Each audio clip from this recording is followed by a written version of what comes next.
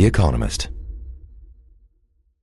I want to start here with a list, if you'll indulge me. A poor Nigerian boy from a broken home. A student sponsored by the Kremlin who ends up in Belarus. A news correspondent on Ukrainian television. A Pentecostal pastor whose sermons slip seamlessly from Russian to speaking in tongues. A convener of the cream of Ukrainian society, from rock stars to politicians. A man reported to be on Vladimir Putin's execution list. A man associated with a sketchy financial scheme that folded and took people's life savings with it. And a refugee from the war in Ukraine who's now in Belgium. Okay, now, it's almost unbelievable, but all of these are the same guy. His name? Sunday. I had a dream that one day I would go to Europe. One day I would travel abroad. My life will change and I will make impact in the world. A black man, African. It happened. I'm Jason Palmer, and this is the first of 2 episodes of the Weekend Intelligence that will draw from our double Christmas issue in print. Every year, that's where you'll find a bumper crop of stories from our journalists following their own passions, stories they couldn't resist but that don't really have a home in The Economist until the holidays. For my colleague John McDermott, Sunday's story was just that kind of irresistible.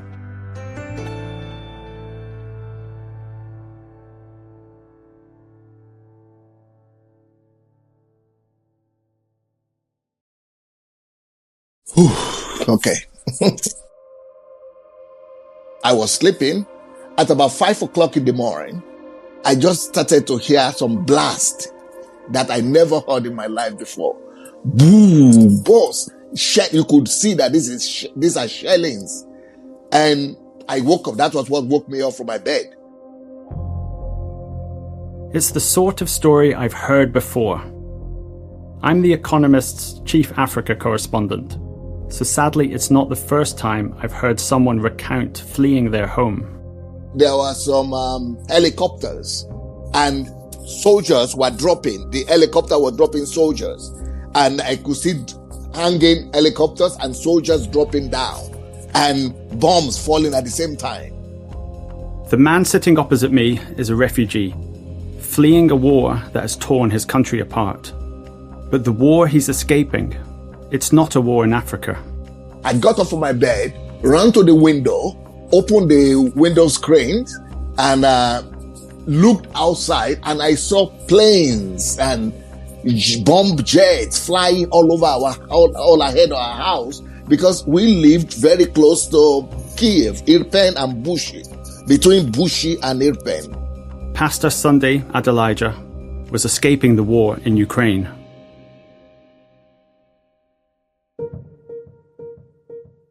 I first came across Pastor Sunday in February of 2022. He was something of a footnote in other stories about Africans fleeing Ukraine.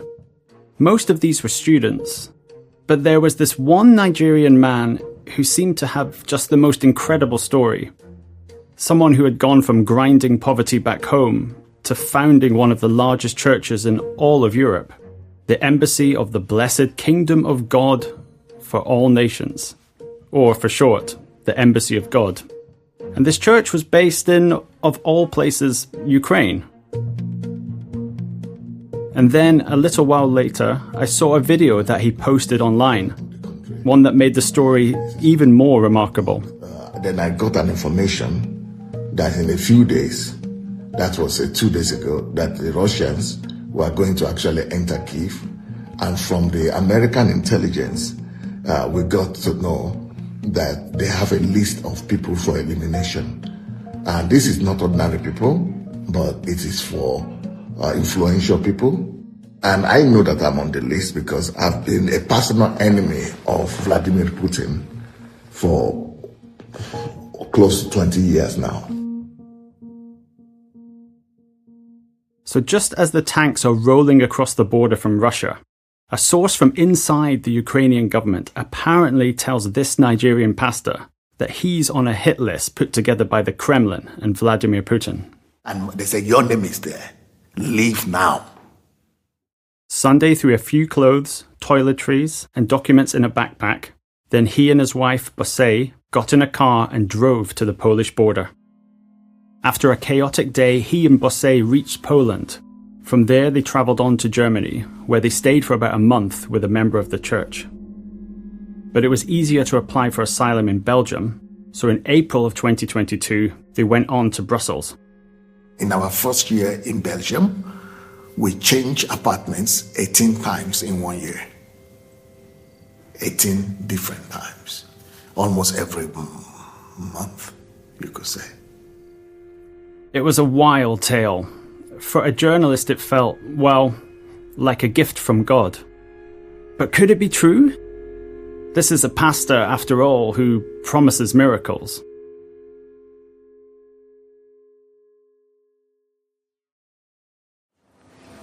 Sunday. Yeah. How are you? Hello, John. Lovely to meet you along that. Nice to meet you. In person, Sunday is warm and solicitous. He has excellent posture, perhaps because he spent all those years looking up to the heavens. The 57-year-old is also trim, with short black hair and narrow eyes that widen expressively, especially when he's recounting a fantastic yarn, which is often the case. We meet in the lobby of a fancy hotel in Brussels, but he's not staying there, so we need to find another place to talk. We try a park bench, but that's too noisy. At one point, Sunday suggests going to a local church, but there's a choir singing. I don't think this is an instrument with you or me. We suggest to Sunday that we record in the quiet of his home, but he says that his wife isn't comfortable having us over. So eventually we duck into a nondescript business hotel and grab one of their conference rooms. Where do I sit? Here? And I ask him to start, naturally, at the beginning. How did it come to pass that there was a Nigerian running one of Europe's largest churches in Kyiv, Ukraine?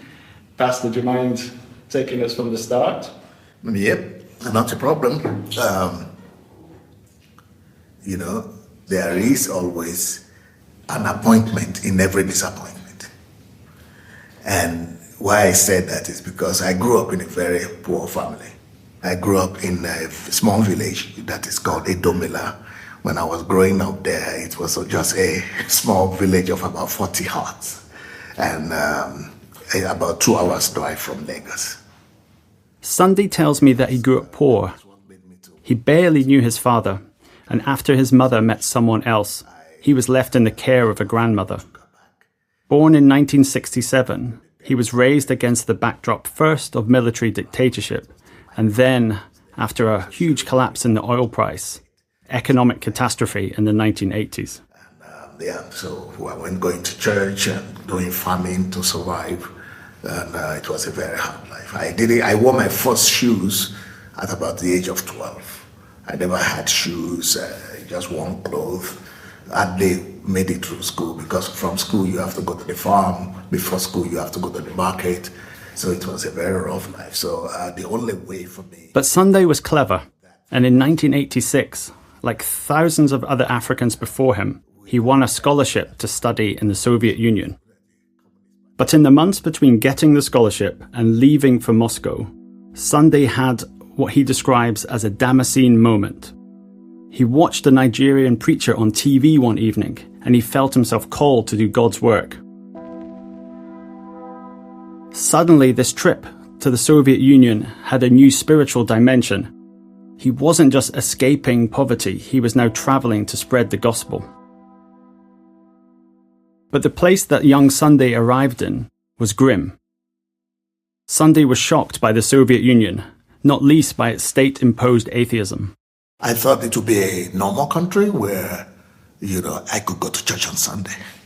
So when it was Sunday, we came on Saturday. Next day it was Sunday. I said, oh, wow, today is Sunday. I want to go and see. And I saw churches, big, beautiful, golden churches. And I tell my friends, let's go. And the translator that was with us said, oh, it's a museum. Despite these headwinds, he was sure of his mission, especially when the Lord came calling once again. So I prayed. After some time of praying, I began to have a real life encounter with God, in the sense that for 3 consecutive days, I was having a very vivid dream. In the dream, it looked like he was ministering, but the congregation was not Nigerian. I could see myself as clearly as I'm looking at you now. The first day I saw myself speaking to all these white people. He could see his purpose more clearly now. This was his calling here, in the Soviet Union, ministering to these wayward souls. After a fortnight getting his bearings in Moscow, he was sent to study in Minsk, the capital of Belarus. This man of God chose an ungodly degree, journalism, but all the while he was running clandestine Bible groups on the side. Then, just as he was finishing up his studies in 1991, the Soviet Union fell apart. Where were you when the Soviet Union collapsed? I was in Belarus. What was that like? I was finishing. The whole country was like, every day there was something new happening. Every day something new. They fight in the Communist Party. Gorbachev is fighting Yeltsin. Yeltsin is fighting Gorbachev. The Communist Party is falling apart. Romania, the dictator is running away. The Iron Curtain is coming. I think it's one of the most exciting times to be alive for anybody. Sunday graduated in 1992 and soon set about looking for his next move. He was fluent in Russian and decided to try his luck in Ukraine, which had gained independence a year earlier. He was preaching and trying to build a church, but it was frustrating. His congregation remained small. He was also working. He'd landed himself a job on a Ukrainian TV station, becoming probably one of its first ever black correspondents. He was doing good, he had a natural on-air persona, but it wasn't enough for him. He wasn't spreading the gospel. So he begged his bosses to let him talk about religion on air. Give me one chance, just one chance. I'm going to talk to the needs of people, because at this time, people were, the value of the money, ruble, had gone down. You know, it could be like 100,000 Ukrainian money to $1. And people were drinking, smoking, people were hopeless, communism had collapsed, what they had believed in. So I said, I want to give people hope, that God could care for them, you know, that there is hope. So what I did was, I was telling them that I was addressing the question of hopelessness. At first, the station was deeply skeptical about giving Sunday his own show. This was Ukraine in the early 1990s, and there were very few black people at all in the country, never mind on television. But eventually Sunday convinced them that Ukraine could do with some spiritual help. Hallelujah. The TV show was a hit, in a way. There were 3 categories of calls we were having. About 30% of the people calling were saying, this is a disgrace to have a black man talking to us. And it's not just talking. They said, let him talk if he's going to do entertainment. Let him joke, or let him do acting, or let him play basketball or football, but not to be telling us we are not living right. You know, this is, so people they have pride. That's 30%. But about 50% were people who really needed help. Suddenly people started seeking out the church. People like Natasha Potopeva, a small lady with short brown hair and an unhurried nature.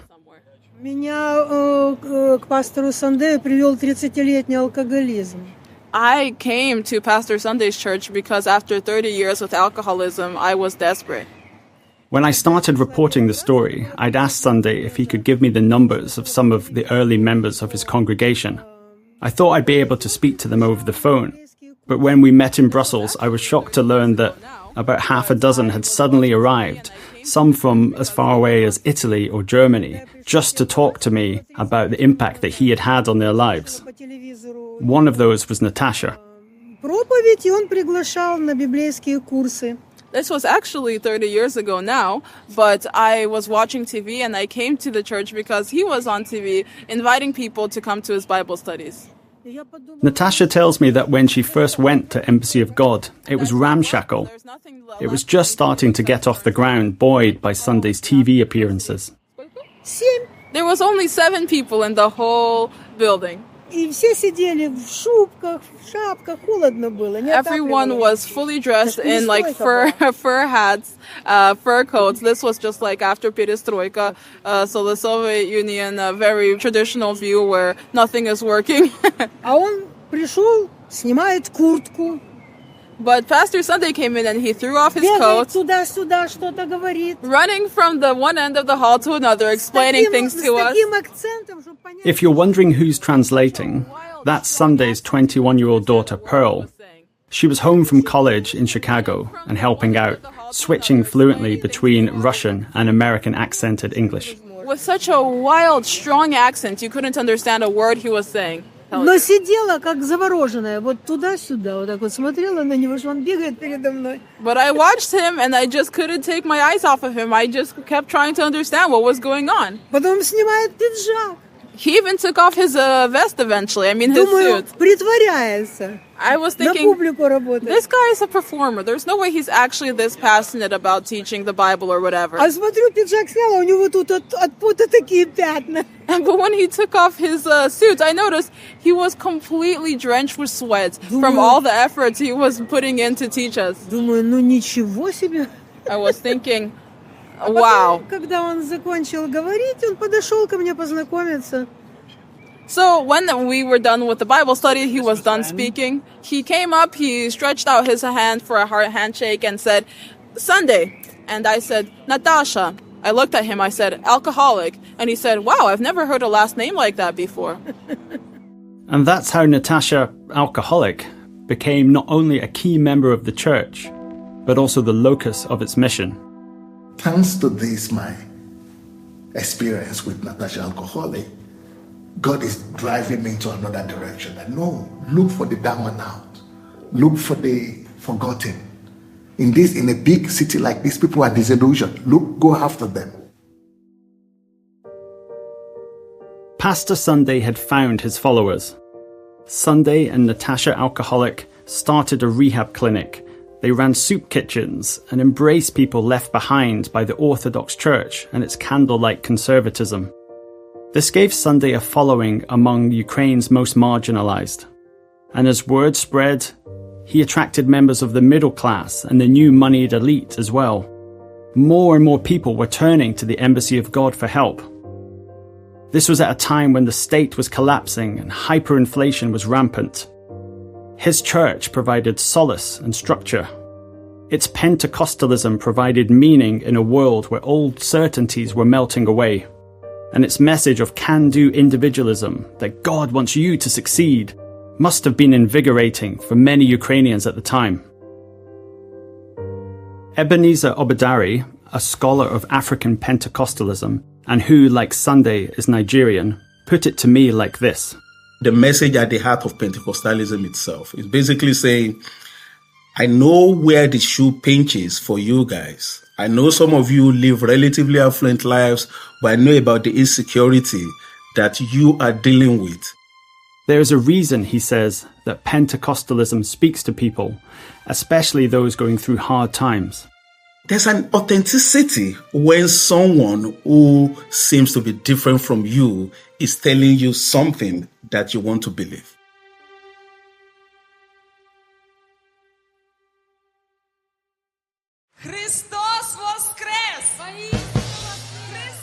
By the turn of the century, the Embassy of God was well on its way to being one of Europe's largest Protestant churches. Thousands flocked to its Kyiv headquarters, and scores of branches were opening up across Ukraine and Russia. It also helped that Sunday brought some evangelical razzmatazz to proceedings. The Embassy of God was fun and colourful at a time when everything else felt dull and grey. There was rock and roll music, kids waving flags, grannies nodding along. It was fun for all the family.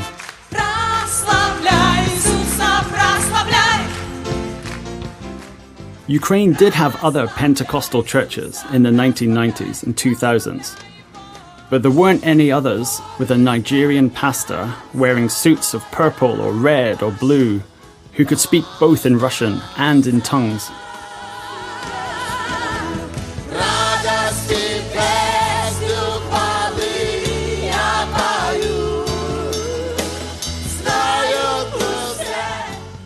I'm watching a clip on YouTube of a typical Embassy of God sermon. That deep baritone you can hear loudly singing in Russian. That's Sunday. Standing on stage in a large hall, wearing a white suit with a blue shirt and blue tie. He's beseeching, exhorting, even screaming at times. And the congregation, they're in raptures, eyes closed, hands aloft. Of course, you can see similar scenes across America's Bible Belt. But there's something amazing about seeing a Nigerian preacher in front of a white flock. Sunday is proud of this time in the church's history, a time when some of the biggest figures in the country could be spotted losing themselves in his reverie. Other members of parliament joined the church, many of them. And then maybe rock stars, artists, all the biggest names in the country, including politicians like Poroshenko. There is another woman they call Yulia Tymoshenko. All these people, the justice minister, the head of the Supreme Court, all kind of people who began to join the church. People like Leonard Chernovetsky, an oligarch who became a prominent member of the church. At its height, the Embassy of God had 25,000 members in Kyiv alone, with hundreds of branches across Ukraine and Russia, outposts in other countries. Now, this is all happening at a time of great political upheaval in Ukraine. Ordinary Ukrainians are fed up with stagnation and corruption. Many, especially in Kyiv, want to free the country from the malign influence of the Kremlin, which in 2004 helped rig elections in favor of a Moscow-backed candidate, Viktor Yanukovych. This leads to what is known as the Orange Revolution, after the colour adopted by the demonstrators in Independence Square in the heart of Kyiv. If you happened to be watching the news at the time, you might well have spotted Sunday. He was there, wearing an orange hat and an orange scarf, surrounded by demonstrators in the heart of the square. And people here are coming here to live, not live in this center, just to make a point that this country, that they are ready to stand in the street, they are ready to sleep in the cold, just for this country to change. And the leading role in the center of all this is the church, the Embassy of the Blessed Kingdom of God. That's the name of our church. And everybody. The Embassy of God was active throughout the protests. It had an area in Independence Square, it served food to protesters, it marched, and it did not go unnoticed. After the rightful winner of the election, Viktor Yushchenko, was installed in early 2005, this new president sent Sunday a signed photograph thanking the church for its role. And a year later, the oligarch with close links to the church, Leonard Chernovetsky, became mayor of Kyiv. How did it feel to be a player now in the Ukrainian political scene? That time? Yeah. I was enjoying it at first. Until it turned bitter. It later on turned very bitter. Covering African countries, I'm used to hearing about the influence of pastors on politics. In fact, a few politicians are pastors, but there was something unique about Sunday's case. A Nigerian with influence over Ukrainian oligarchs and Ukrainian politicians. I remember one day I was in the metro in Kiev, and I was in a particular station called the Golden Gate, Zoloty Vorota, and it's a very, very deep station, so there are two banks of elevators. Catherine Wana was a researcher there in Ukraine during the early years of Sunday's church. And the corridors and the elevators themselves were incredibly clogged. There was nothing was moving, which was unusual because by and large the metro at that time functioned impeccably well. So eventually by the time I got to the top of the second bank of elevators and far closer to the exit, I understood why. There was an African preacher who right there had set up shop, if you will, right in the metro and was preaching in English. And there was a burgeoning crowd standing around him. Catherine is an anthropologist who has written a book on religion in newly independent Ukraine. She's been to lots of churches, but the sight of Sunday in that metro station stopped her in her tracks. He was preaching about the Bible, what was written in the Bible, what lessons one should take from the Bible. He already spoke Russian at that time. What did you think? Well, I was quite amazed that so many people were standing around. And also, I have to say, there was already a burgeoning interest in all things Western, including religious confessional traditions that were very prominent in the West. So on that level, I wasn't too surprised.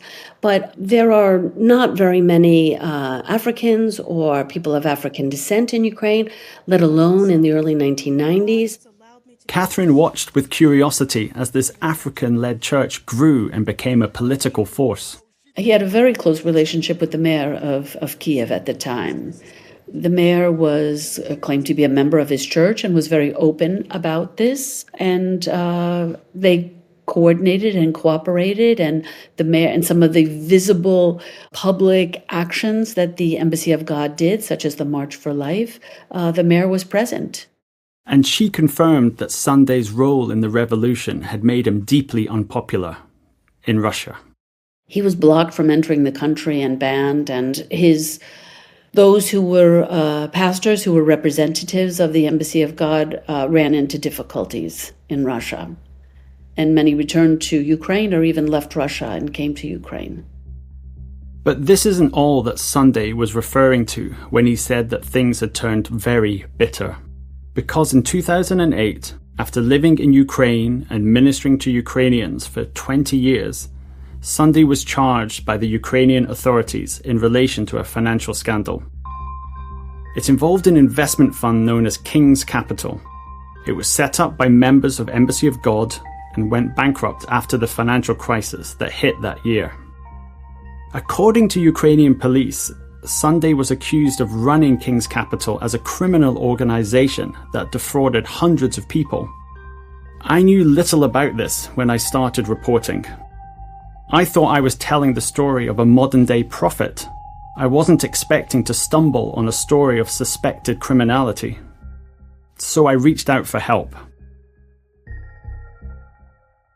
So Marta, when you were busy doing reporting on a real live war and Barclay and I came to you with this Nigerian preacher, how much did you actually know of Sunday Adelaja before? I mean, was he somebody that was familiar to you? Yes, his name definitely sounded familiar to me, and I always connected it with a religious group. I remember flipping through TV channels during my teenage years in the evenings and stopping on his shows. I would definitely call it a show. I was always kind of amazed by how much attention he got. Marta Rodionova is a Ukrainian journalist who works with The Economist. I asked her if she could track down some of the victims of the King's Capital scheme. And, well, she delivered. You kindly found this lady, Natalia Bogutska. Can you tell me a bit about her? Yes. So I spoke to Natalia on the phone and I recorded the conversation. So there is a tape with her voice. And what did Natalia say about how she came to invest in the scheme? Natalia says that every week in the church, Sunday would talk about investing in King's Capital, often showing videos that featured success stories. And once a month, all of the Sundays communities from across Ukraine would come together in Kyiv. And during these gatherings, he would invite individuals who had invested and seen success to come up on the stage, while he was challenging those who hadn't to stand up. Natalia told Marta that she had been struggling with health issues. She had sores all over her face. The church felt like a safe space where she could heal and she wouldn't be judged. She felt embraced by the community, and she was then, in her telling, exploited by it, taken in by the stories of success and financial freedom that were swirling around the congregation at the time. She told Marta that she put her apartment up as collateral for a bank loan, handing the money over to members of the Embassy of God to invest, not just in King's Capital, but in other investment schemes proposed by church members. In the case of one scheme, investors had told her that the money would be used to buy prime land around Ukraine. And these lands were meant for developing resort complexes. That was in 2008, just before the dollar began to rise sharply and shortly before the entire crisis, before the entire scheme collapsed. The money had been used to buy land, but in the Carpathian Mountains, a remote spot of little economic value. And Natalia visited these sites and was shocked by what she found.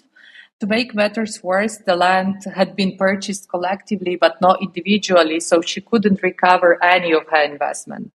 Marta's reporting suggested that this was part of a wider pattern of congregants putting up their houses convinced that they were making a safe bet on their future and then losing everything. She spoke to another woman, Nadia, who had also lost her house. And in 2008, she went to the bank and she put up her 3-room apartment and took out a loan. So all the money she brought to King's Capital, where she was promised that her monthly payments for the loan would be covered with additional interest as profit. And for 3 years, the company kept their promises, but when everything collapsed, Nadia was left with a massive debt. It's not been easy to get to the bottom of exactly what happened in the King's Capital case. As you might appreciate, investigating 15-year-old accusations in a country mired in a horrific war has proved somewhat difficult. When Marta or I approached the Ukrainian authorities, we were met with something of a bemused vibe. Why are you asking us about this? And why now? Still, after quite a lot of digging, I managed to ascertain a few details via Ukraine's police, court documents, and speaking to lawyers. The first is that Sunday has never been found guilty of any crime. The second is that since 2008, Sunday has been in a semi-permanent form of legal limbo, going to various court hearings, having prosecutors pursue various cases against him, but without any definitive resolution. The third is that it has been so long since Sunday was first charged that a statute of limitations has passed, meaning that very soon a court is expected to throw out the entire case against Sunday. In short, the case seems to have gone about as cold as a Ukrainian winter. But despite all this, I wanted to hear from Sunday directly. Thanks again for your time, Sunday. My pleasure, my pleasure. He's quick to deny the victim's claims entirely. Those are stories under the moonlight. For every one person that said that, I could bring 100 people who will tell you the opposite. 100. My colleague Marta spoke to one victim who said that your services would feature promotions for King's Capital and that you would encourage investment in it, suggesting that if you weren't, or suggesting that, to be successful, you needed to be part of it. Yeah, these are some of the things that were examined in the court, and the court didn't find basis to that. Sunday told me he hadn't shepherded anyone towards these schemes. He'd merely been up there on the pulpit, blinded by the light as to what was happening down there amongst his vast flock. You see, when people lose something, it's true that these people were members of the church, and it's true that they spoke in the church about it, about the company, but that didn't mean that I told people to go do it. If that is the case, everybody in the church will join it. Because people had so much respect and honor for me as a leader. It's a bold claim that he was so influential that he could have made the whole congregation invest in the schemes. And he points to something else. The attempt to put me down has always been there, all the time. So when this King's Capital thing happened, the politicians themselves said, now we got him. Now we got him. But they didn't get me because before God, I'm a pastor, I'm a believer, I believe in God. Before God, I knew my hands were clean. Anybody can say anything against anybody. But let's see the facts and let's see the evidence. If I had done that, I would not be living as a refugee here. I would not be living here in a house that I couldn't even bring you to. I would be living like somebody who has money. He looks at the drab room around him and reminds me that his wife would not let us into his home. He says it's because she was embarrassed about how far they had fallen, about how they were living. It's hard to know what to think. Even if Sunday is not legally responsible for the investments having gone sour, might he not have some moral responsibility to what happened to his congregation? The testimonies that Marta got are powerful. Yet I'm also conscious that this is a story in which it's very easy to find people guilty by association. That's because you have these two things that are very easy to stereotype. One is a man mixing business and politics in Ukraine, which especially at that time was by all accounts a highly corrupt country. And the second is a Pentecostalist megapastor.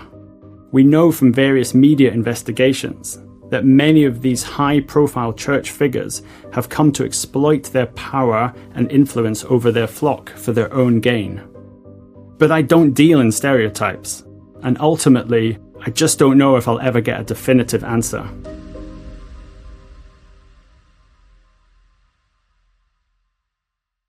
So what does a Nigerian megapastor in exile do next? I assumed he would want to return to Kyiv after the war ends, as it surely must, one day. That was right, but he doesn't want to stay there long. My plan is that when the war finishes, that I go to Ukraine, officially hand over the church to the local people who are managing it now, even while the war is going on. We have our pastors all over the country who are going through a lot of difficulties to manage the church and to pastor the church. So I want to officially hand over the church to them, then I've started going to Africa, but I've not moved there yet. So maybe next year, maybe year after, I plan to move eventually. He had told me about this plan when we met in Brussels. He said that he was saddened by what he saw in Africa, that too much of the continent remained mired in the sort of poverty he had experienced when he was young. He believed he had something to offer, that his story in Ukraine allowed him to preach a new story of redemption. But was this true? Is he returning to Africa because he genuinely feels called to a new mission? Or was this an opportunity for a fresh start, an ability to take the fame he has garnered in Ukraine and apply it to another place at another time of crisis? A new business venture, basically. Or something somewhere in between. Regardless, his is an extraordinary journey. Where Nigerian megapastors have thrived outside of Nigeria, they have tended to minister to other Africans, whether Nigerians in diasporas in Texas or London, or to other Africans in, say, South Africa, where I live. But Sunday is unique in that he was an African leading a non-African flock. Ebenezer Obadari, the scholar of Pentecostalism, believes that his appeal was precisely because he was Nigerian.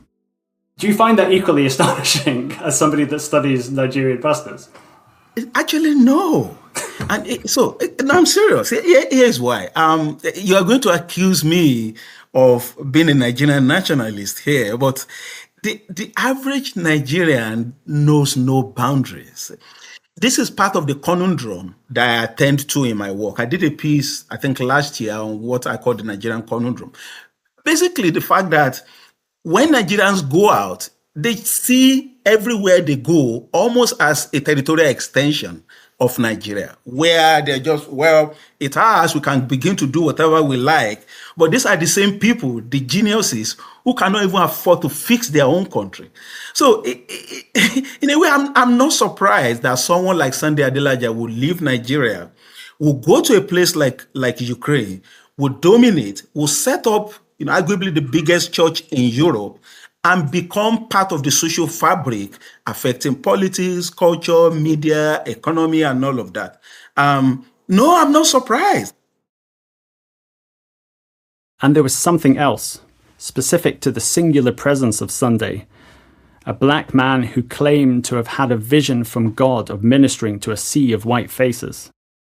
There's this very counterintuitive appeal of a black guy in a predominantly white society. I hope you that's what I'm saying. It was almost like, so it's the other side of the coin to the early missionary thing. You have this person coming from an African country, totally alien, right? And basically saying, I've got this thing. Not only do I know, am I familiar with the problem you're going through, I have a solution to it. I wondered, though, whether that message would resonate now, when he returns to Africa, and when his flock looks a lot more like him. But maybe there was something I was missing, looking at Sunday through the eyes of a journalist. When I started, I was drawn in by the big arc of his story, a Nigerian pastor in Ukraine fleeing a war. But then I got drawn in by the details. I called his family members in Nigeria to verify just how hard scrabble his upbringing had been. I tried to get accurate numbers for his congregation sizes at various points. I tried to get to the bottom of the scandals. I even asked intelligence officers whether or not a Russian kill list even existed, and of course whether Sunday was on it. None of the answers were fully satisfying. In the fog of war and the drumbeat of the decades that had passed, I could only verify the broad details. That Sunday had been there at the fall of the Soviet Union. That his church had risen at a time of great pain for Ukraine and had come to be a political player in the country. There were scandals and then a war. And Sunday had been there at the center of it all. Maybe his story is not one best suited to a journalist's objective eye. Maybe it is an allegory. The other day, he sent me a video of himself giving a talk at a school in Congo. He's standing in a dirt-floored courtyard with school children gathered around in their uniforms. Someone holds an umbrella above him to give him shade, and a translator parlays his every word to the assembled crowd. My name is Sunday Adelaja. Mon nom est Sunday Adelaja.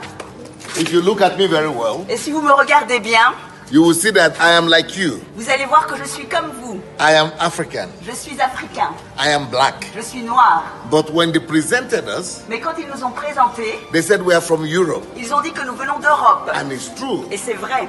But before I was European, Mais avant que je ne sois européen, I was African. j'étais africain. In the video, I could see him already honing his pitch. He was not another missionary from Europe, another here today, gone tomorrow do-gooder.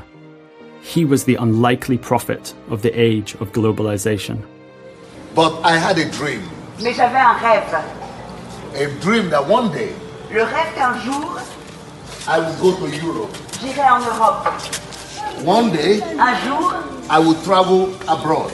je voyagerai à l'étranger My life would change. et que ma vie changerait.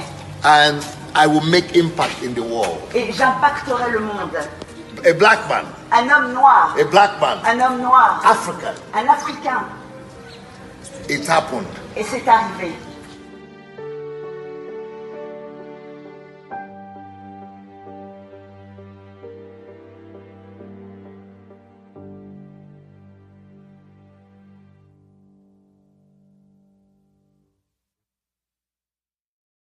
Thanks for listening to the first of our special Christmas stories, which was reported by John McDermott with help from Marta Rodionova, produced by Barclay Bram, and fact-checked by Andrea Burgess.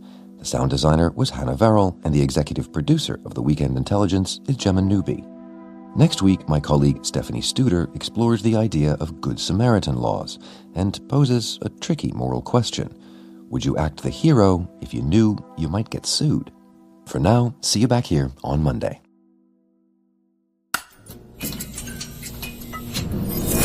The Economist.